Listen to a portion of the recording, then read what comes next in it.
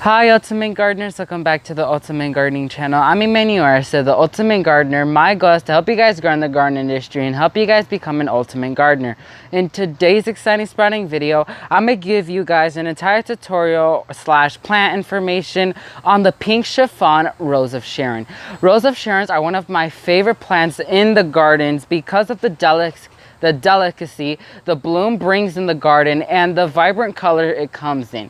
If you guys may or may not know, I'm the gardener who loves soft colors, delicate colors, elegant colors, like pastel colors, like soft blue, soft pink, soft purple. So that's what I prefer. And I also love to have structure in the garden. So when choosing plants, I like to choose structure and also to choose a delicate flower color and delicate flower structure. As you guys may not know, the Rose of Sharon is such a elegant and delicate flower, sort of like a peony in a way. It's so airy, it's amazing. I absolutely love the color. But before anything, I want to give a huge shout out to Great Garden Plants for sending us this amazing plant. In the video, I will be showing you guys the plant unboxing of this specific plant so you guys can see how it arrived and the conditions it arrived. And so I can't wait for you guys to see that. So if you guys want to know a bit of plant information on the pink chiffon Rose of Sharon, please stay tuned with us. So guys, first things first, I'm going to show you guys the plant unboxing of the pink chiffon Rose of Sharon. If you guys want to go ahead and see that plant unboxing, here it is right now.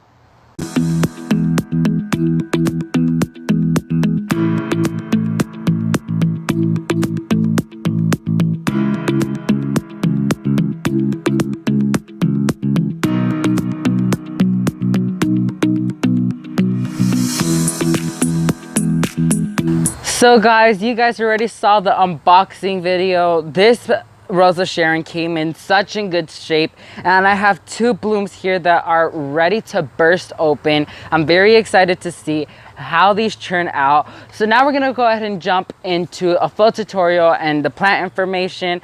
So first things first, I want to go ahead and tell you guys about the sunlight requirement, aka sun exposure. Rose of Sharons are technically part of the hibiscus family, and so what do hibiscus all love? Full sun. So when considering getting your Rose of Sharons, you have to go ahead and plant them in a full sun location. But here in FL, we could stretch it to a part sun area because our temperatures are extremely hot, and the temperature and the sun could damage the leaves on the Rose of Sharon. But if you guys don't have an available space that has part sun, you could always plant these in full sun because they love the sun, and the only thing that they require is sun for them to perform amazing. Because hibiscus, as you guys may know, are tropical plants, but this type of Rose of Sharon is way more cold tolerant than we ever thought. So this type of hibiscus, part of the hibiscus family, isn't that tropical because it's more cold hardy than we ever thought.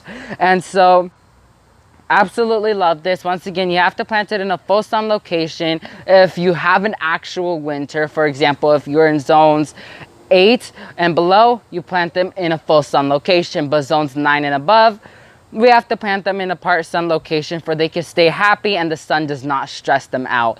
So let's go ahead and jump into the zones. So guys, Rose of Sharons are barely found here in FL and other zones above, because here in FL, I'm 10B, and other climates, 11B, 12B, are not able to find these beautiful pink chiffon Rose of Sharons.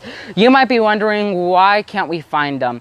Here's the main reason why. Rose of Sharons are hardiest to zones 5 through 9. And even though I live in a 10B climate, I'm stretching it a little tiny bit. And just because I was able to gain access towards it for partnering with Great Garden Plants, and they were amazingly able to send it to me, that's how I was able to get it. But you can't find these Rose of Sharons regularly at a regular Lowe's or Home Depot or anything like that due to it being not in our zone.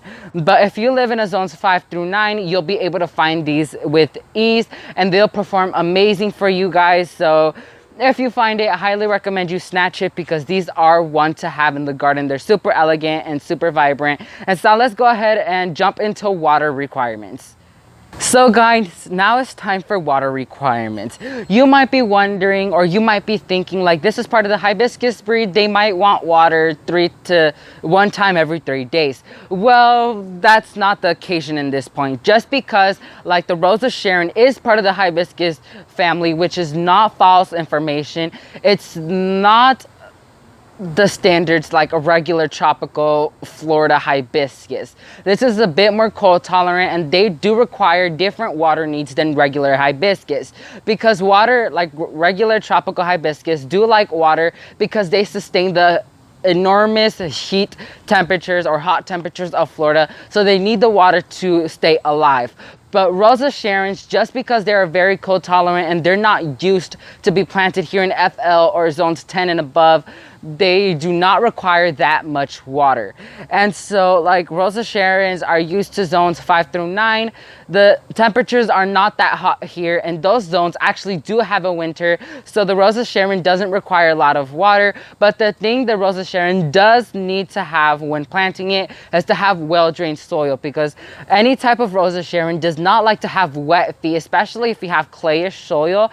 This is not a great plant to plant in the clay soil, because like clay soil gathers up a lot of moisture and water. It could actually lead to root rot, which could cause your plant to die, or maybe get any type of like powdery mildew or whitefly, which causes a ton of problems. And so when planting this, it's either you amend your soil with well-drained soil before planting it, and you amend it and you put fluffy soil, well-drained soil, so it could stay happy, or plant it in a container, which is a great thing you could do, but the container has to be a good size so it could reach the size you want it to be. And so once again, it has to be a well-drained soil, because Rose of Sharons need different requirements than regular tropical hibiscus. And so here in Florida, we do have a little bit of clay soil. So when I'm planting this in the ground, I will amend it with well-draining soil in the ground so it could be happy and it could perform amazingly here in Florida for me.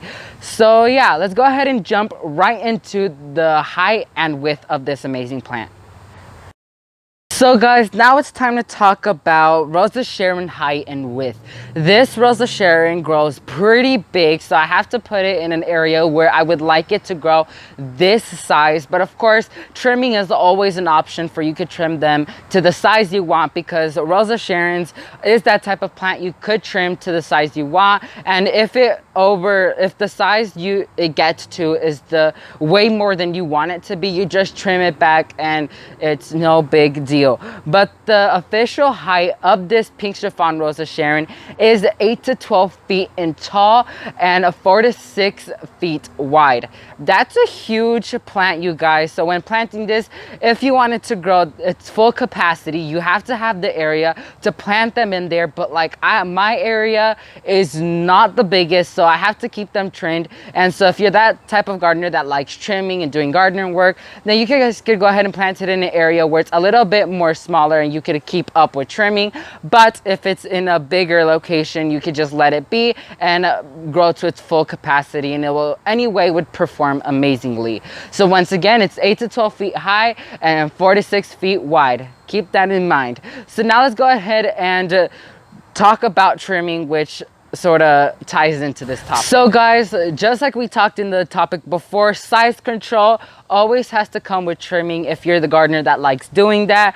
When trimming, you have to do it in late winter to early spring. This is the time zone you have to trim them in order for them to become luscious, bushy, and have a lot of buds and flowers for you this coming up year or spring season. Because if you cut them a little bit too late, the blooms and the foliage is going to be way too delayed, and you'll have this very compact plant with just sticks and cut leaves.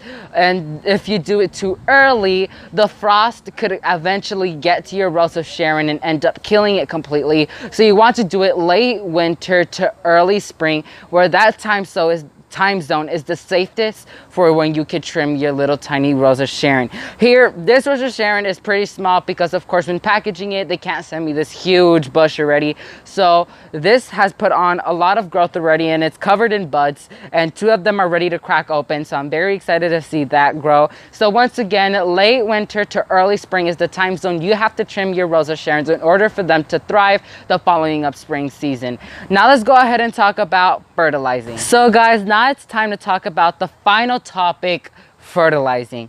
Rosa Sharons do like fertilizing, but they do not like a lot of fertilizer. As you guys may or may not know, tropical hibiscus do not prefer a lot of fertilizer because like they're so adaptable to Florida and those hot temperatures, they could perform without fertilizer and they could thrive without it. But like Rosa Sharons are a little bit more cold tolerant, they do need their fair share of fertilizer. So you might be wondering, when should you fertilize and what fertilizer should you use? When to fertilize is sort of around the same time you're trimming back your Rosa Sharons. For example, if I'm about to trim this back, it has to be late winter to early spring, and you fertilize it that time so it could go ahead and have that energy to grow back up and put a lot of blooms. A lot of gardeners do the mistake of fertilizing right when it's at its thriving point. That's a lot of mistakes gardeners do, because when Rosa Sharons are pushing out growth and pushing out flowers and have flowers that are already open, gardeners may think, oh, I want more flowers, fertilize it.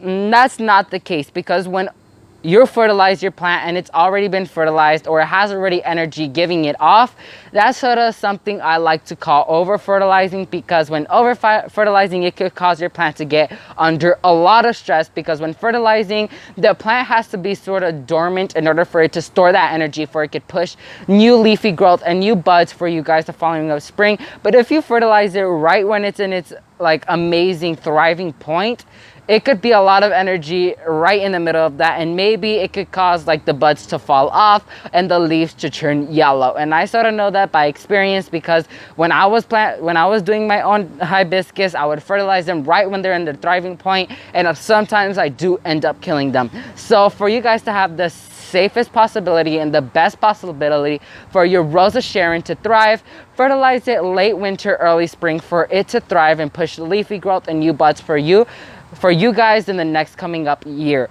So that was the final topic we talked about. So let's go ahead and wrap up this video for you guys. So guys, that's it for this exciting sprouting video. Once again, in this video, we gave you an entire tutorial on how to care for your pink chiffon Rosa Sharon, and also a bit of plant information on this amazing plant. So comment down below what you like about the pink chiffon Rosa Sharon, because I absolutely love the delicacy and the airy flowers. It's amazing and I highly recommend it. So if you see this in your stores, if you're 5 through 9, I would highly like grab it and snatch it when you can, because this is a showstopper and you have to have it. All gardeners should have a Rosa Sharon. It's amazing. So thank you guys so much for watching this video. If you like this video, make sure to hit that like button, and if you want to support my channel, make sure to hit that subscribe button. And if you want to get notified when a new exciting sprouting video comes out just like this one, make sure to hit that bell notification button so you get notified when a new exciting sprouting video comes out. Once again, a huge shout out to Great Garden Plants for sending this amazing plant out for me to trial this year. Their media links are down below in the description box below, so make sure to go follow them and support them, because they're are a really truly amazing company. So thank you guys so much for watching this video, and never forget to grow big, ultimate gardeners. Bye guys.